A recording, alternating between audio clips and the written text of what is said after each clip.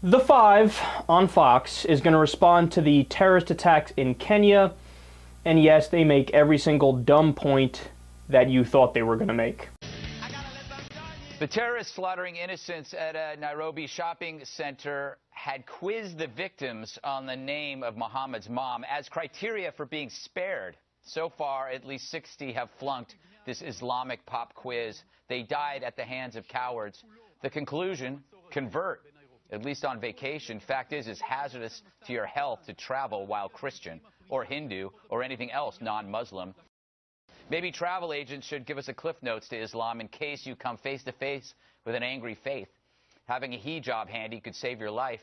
This doesn't happen in America. We don't kill if you're not wearing plaid pants. Yet we're the infidels. Perhaps we just don't believe strongly enough. I know people are going to ask, where are the moderate Muslims condemning such actions? But CARE, the Council on American Islamic Relations, did on Twitter. Its Michigan executive director rebuked the Jews. He mocked those damn money-grubbing Jews who went to the Kenyan mall to help stop the bloodshed because they have stores there. The idiot then condemned the attack as an afterthought, but you know where his heart and mind was. Worse, our government actually paid this guy to speak abroad about American backlash against Muslims. Meanwhile, in Pakistan, the Taliban homicide bombed a Christian church, killing 75 people, the worst attack on the Christian minority there. The old saying is you attract bees with honey, but I'm not sure the religion of peace sees it that way at times. I'm more convinced that the zealots of Islam seek to prove the existence of heaven by creating a hell here on earth. You know, we've been talking about this before the show, Eric. Do you think, we haven't had a shopping mall terror attack in the United States? Are we just lucky? Well, it depends on how you define terror. Apparently, if you can hold up a gun and shoot 13 people, say, Allah Akbar, it's not a terror attack. I'm not.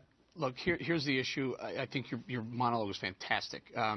You take your life in your hands anytime you travel outside the United States, especially if you're a Christian, an American Christian, probably the utmost. They say Islam is the religion of peace, but they have to start proving it, and they're not proving it anywhere. They are not the religion of peace. They are the religion of Islamic. Listen, the people who are supposed to be peaceful, you moderate Muslims out there. Now, listen, I know I've been on this thing for a long time, but the time has come for you to stand up and say something. And I will repeat what I said before. No Muslim students coming here with visas. No more mosques being built here until you stand up and denounce what's happened in the name of your prophet. It is not what your prophet meant, as soon as I know. I don't know what his mother's name. I don't care.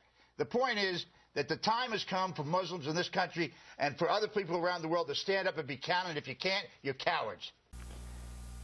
The show The Five is embarrassing. Like, everybody on that show should be really embarrassed. They're wrong about everything. Like, it amazes me that there's no producer on the show, there's no aide on the show, none of the five idiots sitting at the table stopped and thought for a second, because Beckel makes this same criticism after every single terrorist attack that involves Muslims. He always says, well, they never denounce it. Moderate Muslims never denounce it. Immediately after the Boston bombing, quote, as Americans, we are a united force against any form of tyranny, whether it be in the form of terrorism or otherwise. Quote, terrorism has no allegiance to faith or ethnicity, and we have been witness to that over the past few years. What happened in Boston and Watertown last week does not reflect on anyone except for those who carried it out. It is not a reflection of ethnic identity, religion, or national affiliation. That is the Council on American Islamic Relations, or CARE as it's called, denouncing terrorism in the United States. More, the All Duals Area Muslim Society began organizing a workshop to prevent further Muslim youths from being radicalized on the internet. The Muslim Public Affairs Council partnered with the New America Foundation to work on the issue of tackling extremism and promoting moderate Islam, condemning terrorism. In the years since 9/11, all those groups I named and more, Muslim American leaders all across the United States have condemned terrorism. After the failed Christmas Day bombing, for example, after the 2005 London bombings. I mean, you name the attack, and I will show you at least 3 different major Muslim groups in the United States that say, we're not with these guys, and we think what they're doing is horrible. It's terrorism. It's wrong no matter who does it, whether they're Muslim, Christian, whatever. Violence is wrong, and we're not in favor of it. There are Muslims who have reached out to law enforcement officials that have prevented terrorist attacks. You remember in New York Times when the car bomb didn't go off, but the smoke was coming out of it because the guy used the wrong fertilizer? You know who was the first one to notice the smoke and tell authorities? A Senegalese immigrant who's a Muslim. There was a terrorist attack that was set to blow up a train in Canada. You know who stopped that? The Muslim community in Toronto. They called the officers and said, look, we got some people here who we think are getting radicalized, so you should probably do something about this. I'll cooperate with you however I can. But see, that's embarrassing, because fucking Bob Beckel, he's just an idiot. He's like, well, the Muslims never condemn it. Fucking Google it, you idiot! Google is right in front of you. What is wrong with you?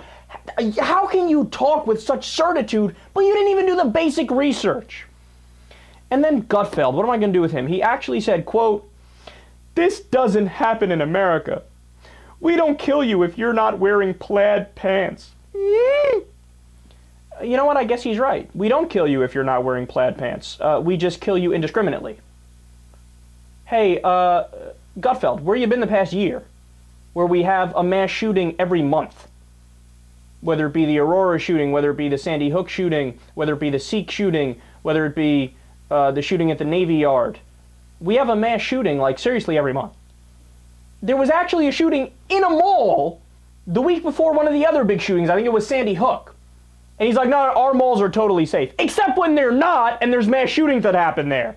And what's-his-face said the same thing. Bowling was like, yeah, you know, Americans need to just be afraid when you go overseas. You need to be safe when you go overseas. You're taking your life in your own hands.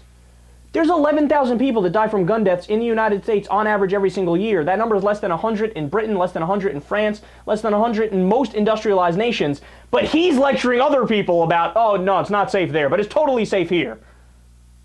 We have people in the Australian government, people all over Europe, who it's like commonplace when one of their friends says, I'm traveling to America, they say, don't do it, you might get shot. Fox News is amazing. If it's a Muslim killing people, everybody flip out, shred the Constitution, blame every single Muslim for the action of one Muslim or a handful of Muslims. You're all guilty by association, and you need to come out and you know, distance yourself from them and condemn them. But if it's a mass shooting, well, don't worry, it's a lone nut. There's nothing to see here. We don't need any new gun safety laws, even though there's a new mass shooting every single month. So a Muslim killed somebody, flip out, oh my God, it's horrible. Mass shooting happens, nothing to see. Don't shoot, we can't do anything, government can't do anything about it. So do you care about people being killed, or do you not care about people being killed? No, they only care if it's a Muslim who's involved in the killing. Now, another thing you need to notice, they always say it's the Muslims. They don't say it's jihadists or it's Muslim extremists. They say it is Muslims. So the implication is that it is all Muslims, and they are all guilty by association. But let's look at some numbers. According to a Pew poll, when asking Muslims if they have a favorable view of bin Laden and Al-Qaeda, 9% of the Muslim world does. Now look, that number is too high, absolutely. 1% would be too high. But what that means is that 91% of Muslims are moderate. They don't like Al-Qaeda, they don't like Osama bin Laden, they think they're crazy. Furthermore, there was a Gallup poll of 2,482 Americans, I believe it was in 2011. They found that 78% of Muslims believe violence which kills civilians is never justified. 78%. You want to know what the number was for atheists and agnostics? Only 56%. It's kind of upsetting. That's my people. It's very upsetting. You want to know what it was for Christians?